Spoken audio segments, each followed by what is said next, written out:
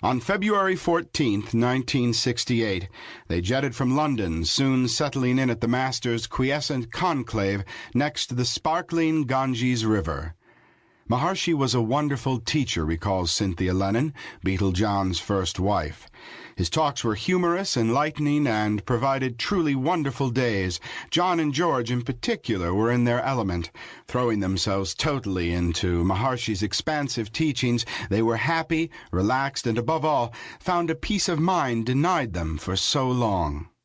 Paul McCartney, too, became very absorbed in Maharishi's philosophy, but Ringo Starr didn't particularly like the simple Indian food or the many insects, and complained that the stifling midday heat was keeping him from meditating properly.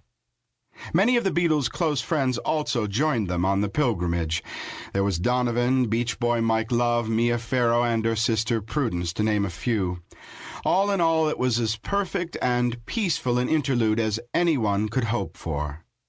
Eventually, the Fab Four publicly parted company with Maharishi, but surprisingly, John, Paul, George, and Ringo retained great affection for the diminutive guru and his enlightened teachings throughout their lives. As a matter of fact, George Harrison and Paul McCartney still occasionally utilize the TM technique to this day. Traveling the world, Maharishi oversaw the initiation and training of tens of thousands of aspirants of all faiths and spheres of endeavor. In the late 70s, however, he returned to India, spending the next 10 years directing his now global TM movement from the subcontinent. In 1990, Maharishi moved once again, this time to the Netherlands, attracted by the tolerant nature of its people and the beautiful pastoral countryside. These days, Maharishi, now in his 80s, reportedly meditates up to 20 hours per day, with his remaining time spent overseeing the activities of his roughly 1,000 transcendental meditation centers in over 100 countries, a chain of luxury hotels, and a highly successful line of Ayurvedic-inspired nutritional supplements.